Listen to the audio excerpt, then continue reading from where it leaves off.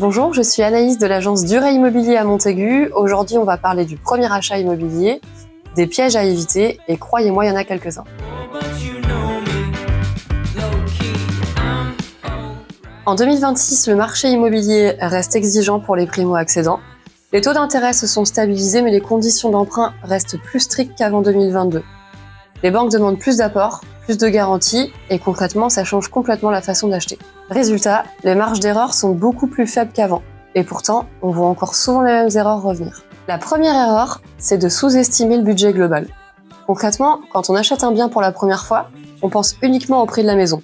Or, il faut rajouter à ça les frais d'agence, si on passe par un professionnel, les frais de notaire, les travaux éventuels, les frais de financement, ainsi que les frais d'ameublement et d'équipement de la maison. Tout ça peut vite représenter un petit montant et s'envoler sur des dizaines de milliers d'euros.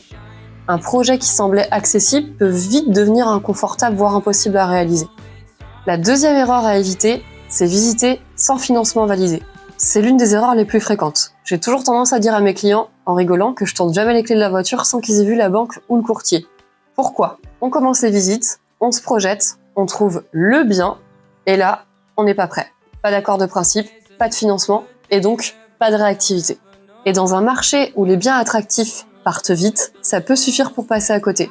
C'est pourquoi, aujourd'hui, il faut être prêt financièrement, c'est un vrai avantage, et surtout, ça rassure les vendeurs. La troisième erreur à éviter, c'est d'acheter uniquement au coup de cœur. Mais un achat immobilier, c'est pas simplement qu'une émotion. Il faut analyser plusieurs critères. L'emplacement, qui est très important, le potentiel du bien, la revente du bien et l'environnement, l'accessibilité des écoles, des commerces, etc. Un bien peut vous plaire aujourd'hui, mais être très difficile à revendre demain. La dernière erreur, ce serait de vouloir tout mener seul. L'important dans la vie, c'est d'être bien entouré. C'est tentant de vouloir tout faire tout seul, chercher, visiter, négocier. En réalité, tout ça peut vite devenir stressant et coûteux.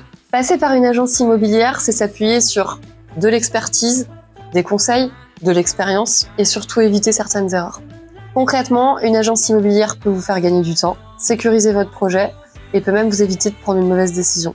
Ce qu'il faut retenir aujourd'hui, un premier achat, c'est pas juste acheter un bien, c'est construire un projet cohérent, sécurisant et durable.